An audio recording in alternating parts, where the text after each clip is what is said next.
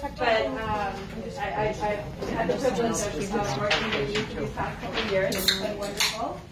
But it's like 1 year career, though. Thank you all for coming. This is just such a nice demonstration of the impact that we've had on people's lives here. And Anne is going to say a few words. And anybody else can too. And I'm not usually short on words, so I apologize. And it's not like hilariously funny like Brenda's, but it's definitely from the heart. Excuse me. Well, we are gathered here today in celebration of Linda Gorham Ryan's dedicated and impressive 44-year career at Massachusetts General Hospital, and to wish her well on her road to new and exciting beginnings.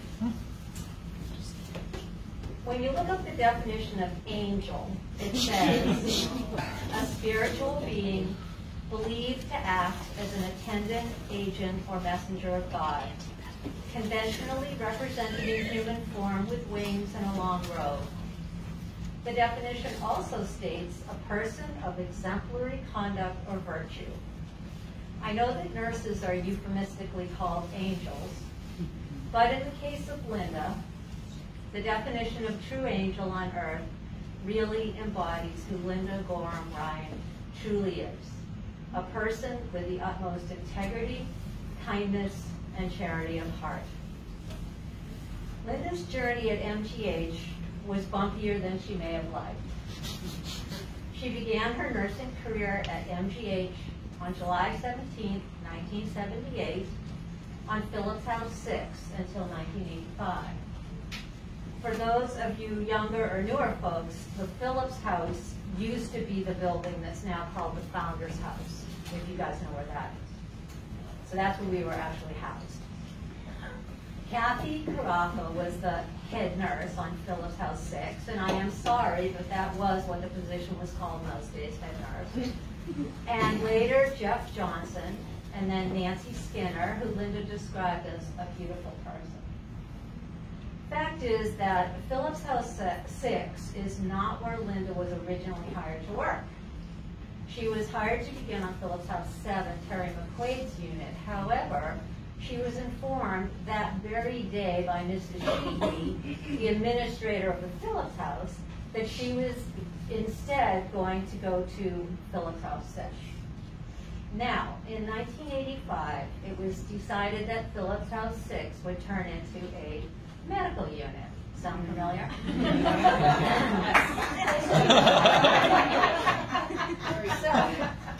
So from 1985 until 1989, Linda moved to and worked on Phillips House 8 with Kathy Egan, head nurse. And this is where I met Linda in 1986. I happily moved over to Phillips House 8 from White 10 Urology. Is everybody following me now? It's okay. Linda remembers Kathy Egan showing all of us the floor plans for the amazing new Ellison Tower that was soon to be built, and our unit would all move over there together. That did not happen. Okay, here's the reason. The transplant unit was run by Benedict Cosney. It was a tiny unit at the end of our 10-bed Phillips House 8th floor, but we functioned as completely separate units. Dr. Cosney, a very well-renowned transplant surgeon, wanted more space, and what he wanted, he got. In October of 1988, the transplant unit took over our surgical space. Some of us stayed and worked on the transplant unit after our floor was absorbed. I think Linda, very pregnant at the time, stayed on the transplant unit only until she had her wonderful son Matthew on November 28, 1988. When Linda returned to work, she went to work on White 11 Urology. Yep, the same urology floor that I was on, but then it was called White 10, and they renumbered the floor, so now it's White 11. All right, you still with me? Yeah. Linda worked on White 11 from 1989 until 1993 with Kathy Egan. She was now the nurse manager there on the urology floor until Teresa Capitalupo took over that position. And Linda has fond memories of working under Teresa Capitalupo. possible. But once again, it was not meant to be. So the powers that be decided they needed another medical unit. So Linda was moved along to Phillips House 22 on February 2nd, 1993, yay us. Our nurse manager was Barbara Dunderdale, later Donna Jenkins, and then our illustrious Bessie Manley, and later Michelle Anastasi for about 9 months, and then Linda Kelly. Oh my gosh. Phillips House 22 was a long but a good run with a solid team. We had our troubles when we became orphans after Bessie left us for brighter things and a wonderful marriage. And then 3 years ago, on April 23rd, 2019, like good soldiers, we came down to Phillips House 21 to help MGH with its capacity issues and become what? A medical board. And now, Linda. Capacity issues are going away. Incredible direction. And now, Lenny, under the incredible direction of Nurse Director Jennifer Sargent, this is where your MGH journey will end. And incredible, exciting, and new adventures will soon blossom. But don't get comfortable because I'm not done yet. Linda, Yeah. you are a leader, a motivator, and an innovator.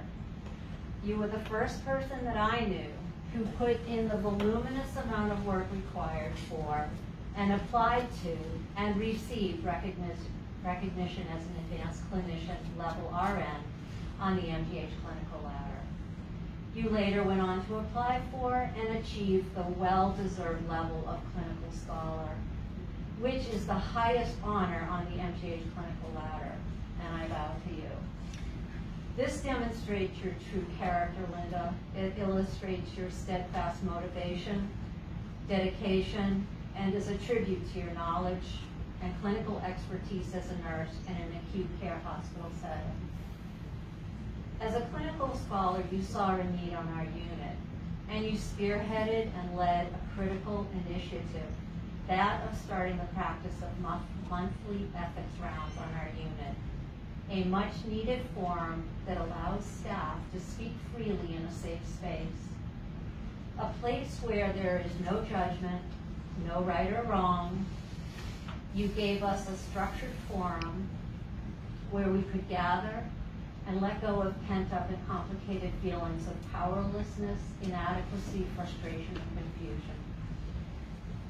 These are feelings that we sometimes carry, knowingly or unknowingly, inside of ourselves, given the frantic pace of our work, and with no other option but to stuff it down and move along.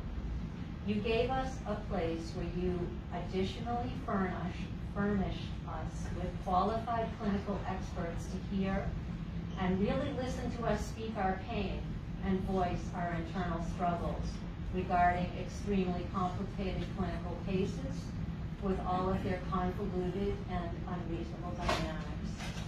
You ensured that ethics rounds were inclusive and that we had this amazing professional support in attendance to help us unpack these complex cases, so many with no straightforward or easy answers.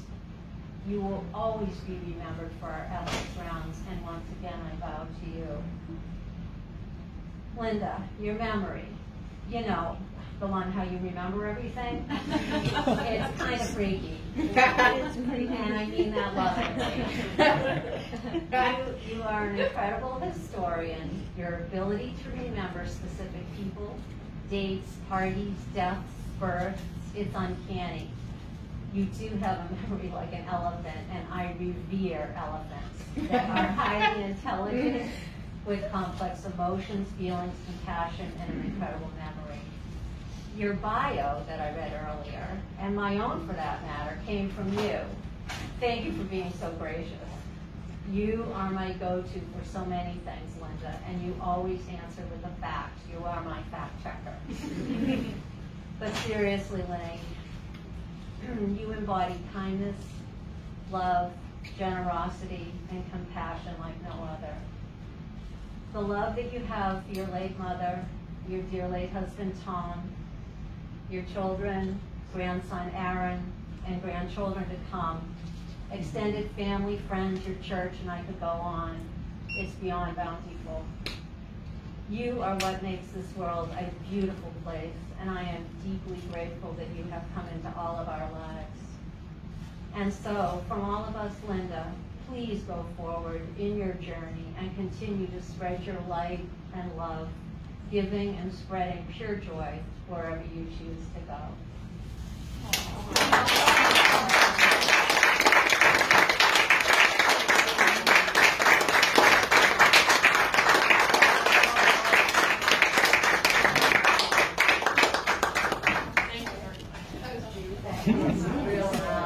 All heartfelt.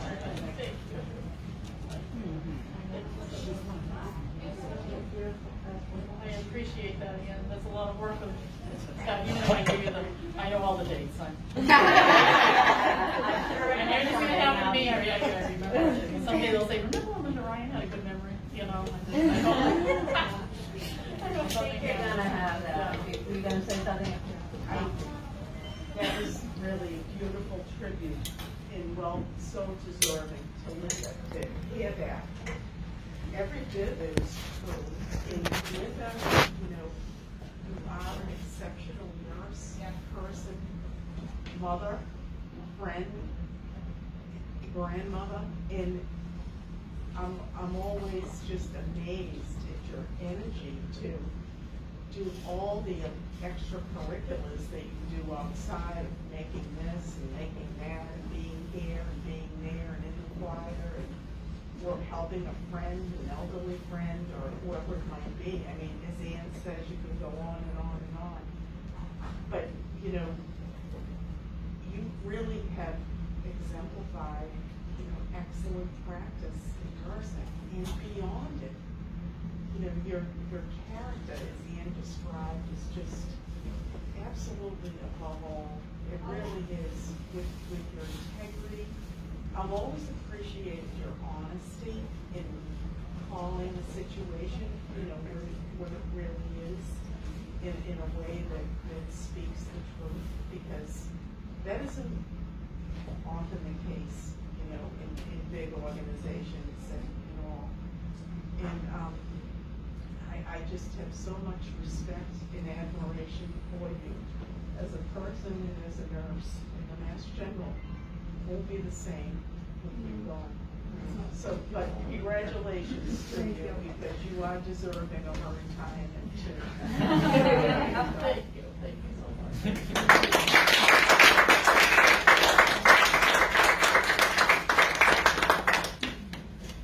Thank you, everybody.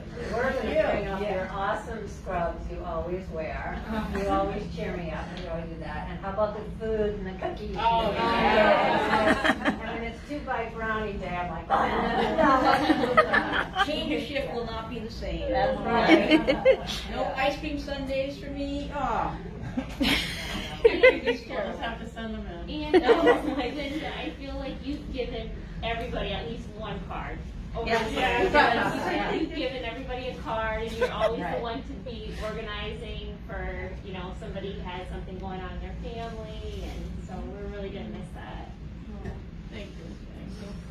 I like to get cards, so I like to give them. It's a lost art, I think. It is, definitely. We get one for every holiday, all of us. Now that I have Aaron, I send him like cards. Yes, you do. He's like that. He likes them. And I have a new little grandson coming in November. Yes. So we're excited. There are none left, as everyone knows that. That's a good idea. So, we'll see what I'll do. I have a feeling your time will fill in. Yeah. Oh, yeah. For sure. That's true. But I thank everybody for coming. I thank you for all the kind words and for all the stuff that you people have taught me, because you just never stop learning. And I remember my father, he said to me, I thought, when I got through high school, Dad, I'll know everything, right? He goes, you'll never know everything. You'll always have to learn. So I always think there's always something, I might take a watercolor class, a photography class.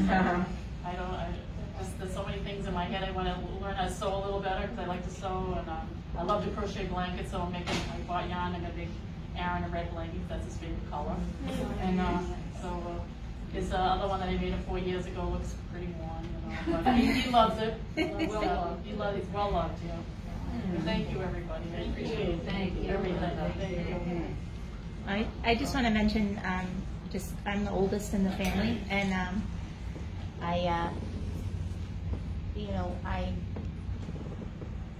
my mom is, the way she is here is probably just exactly the way she is at home as well. And she always worries about us. She always wants to make sure we're happy. She always wants to make sure everything's okay. Yep. And when I was trying to figure out when I was younger what I wanted to do, I wasn't really sure, and we were going through different paths at different schools. And I always wanted to work at a hospital. I did candy striping at Lawrence Memorial because I always thought that was something I liked doing that. I liked that my mom was a nurse.